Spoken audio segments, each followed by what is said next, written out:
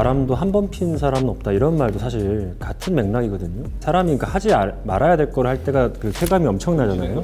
금지된 것에 끌리죠. 일상적인 내 어떤 안정적인 관계를 유지하는 게 행복하지 않게 만든다는 게 문제인 거죠. 그들 안녕. 안녕.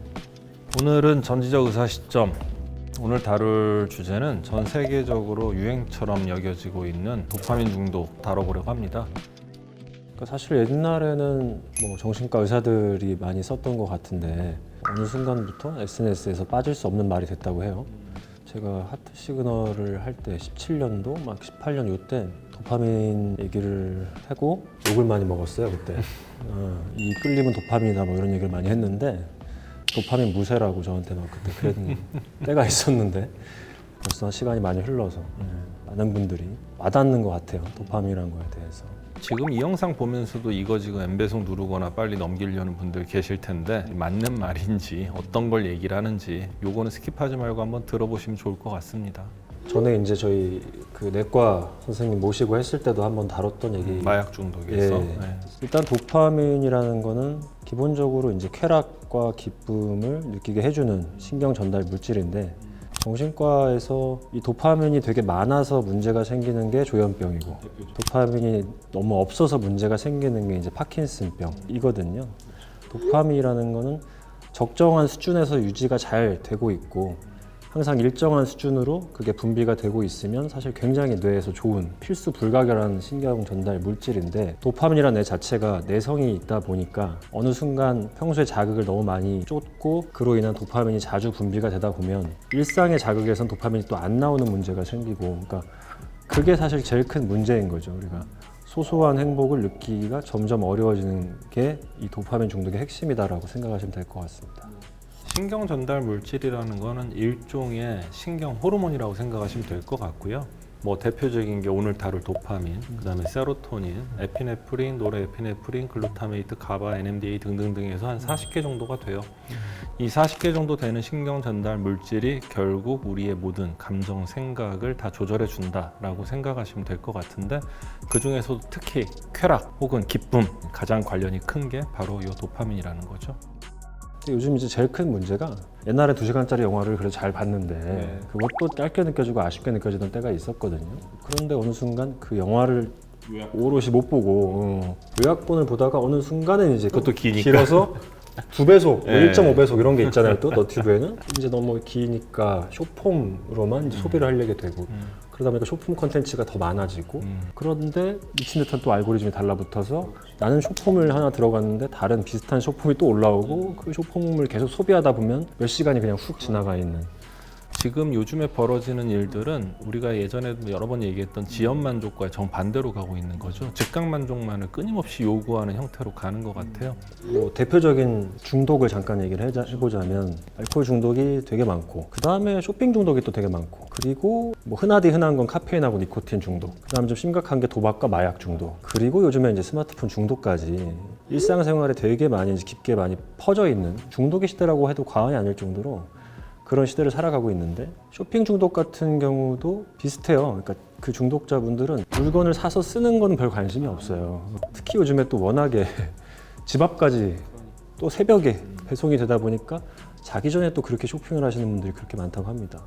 사실 도박 중독 때도 돈을 따는 게 목적이 아니거든요. 이기는 게 목적이 아니에요. 카드를 쫄 때 엄청나게 분비되는 그 신경 전달 물질에서 느끼는 흥분 때문에 하는 거고요. 사실 이게 이제 중독은 지금 얘기한 대로 물질 중독, 행위 중독으로 나뉘는데 우리가 지금 얘기하는 SNS에서 자꾸 쇼폼 쪽으로 가는 건 행위 중독에 가깝죠. 그렇죠. 근데 중요한 건 둘 다 보상회로라는 걸 건드리고 궁극적으로 걔를 망가뜨림으로써 도파민 정상적으로 분비되는 걸 막아버리고 과도하게 분비되는 도파민 그 레벨, 그 상태를 일반적인 상태라고 인지하게 됨으로써 내 기분으로 돌아왔을 때 이게 일상으로 돌아온 게 아니라 오히려 우울해져 버리는 잃어버린 것 같은 느낌을 만들어주는 심리적 근단을 만든다는 게 문제가 되는 거죠. 맞습니다.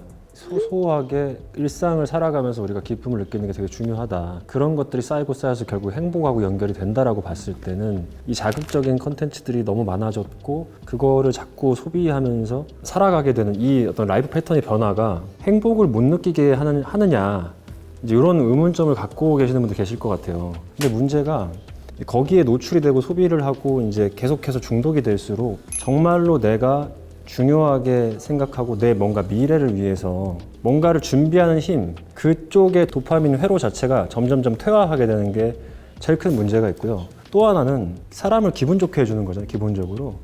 근데 자극적인 애들에서만 도파민이 나오기 시작을 하면은 그거를 하지 않았을 때, 소비하지 않았을 때 기분이 안 좋아요. 문제가 이 금단이 무서운 거거든요. 도파민 중독의 가장 큰 문제는 이 금단에서 생기는 우울과 불안이라는 말이죠. 그러니까 사람들이 평소에 이걸 소비하지 못할 때는 굉장히 우울해지고 불안한 상태로 있기가 쉬워지고, 그럼 우울과 불안을 잊기 위해서 또 나는 그 자극적인 거를 소비하고, 이게 조금이라도 이제 내성이 생겨서 나는 그거에서 더 이상 자극이 안 될 때 난 또 우울하고 불안하고 더 센 자극이 필요하고, 이제 이렇게 갈 수 있기 때문에 우리가 궁극적으로 추구해야 될 행복에서 좀 멀어질 수밖에 없다. 이게 좀 핵심인 것 같아요. 도파민을 자극하는 중독 행위 혹은 중독 물질에 의해서도 내가 그런 자극이 들어오지 않을 때 우울감을 느낄 뿐 아니라, 특히나 행위 중독 같은 경우에는 그런 행위를 반복할 때 느끼는 자괴감이 또 내 자존감을 갉아먹게 되고, 맞아요. 그래서 계속 악순환을 돌게 돼요. 자존감이 치명적인 거죠. 사실 자존감이 자꾸 이제 깎여 나간다라는 게. 바람도 한 번 핀 사람은 없다, 이런 말도 사실 같은 맥락이거든요. 외도라는 것 자체도 굉장히 어쨌든 자극적인 행동이고, 거기서 나오는 도파민 분비가 굉장히 강력하기 때문에 사람이 그러니까 하지 말아야 될 걸 할 때가 그 쾌감이 엄청나잖아요. 금지된 것에 끌리죠. 일상적인 내 어떤 안정적인 관계를 유지하는 게 행복하지 않게 만든다는 게 문제인 거죠. 그러니까 외도를 한 사람들은 그 외도가 어느 순간 또 지겨워지면 또 다른 외도를 해야 되고, 관계가 막 더 복잡해지고, 그게 결국에는 또 내 행복에 위협이 되고, 자존감은 자존감대로 이제 점점 내려가고.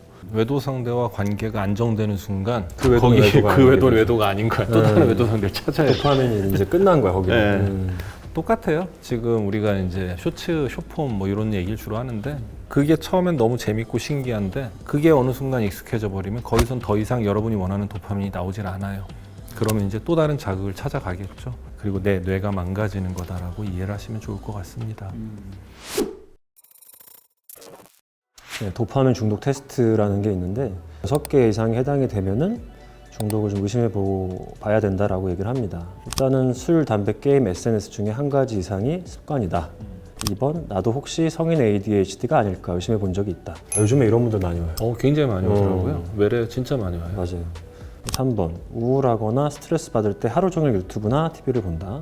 4번, 릴스, 쇼츠, 틱톡 같은 숏폼 컨텐츠를 자주 본다. 5번, 폭력, 욕설, 약물이 등장하는 영상을 좋아한다.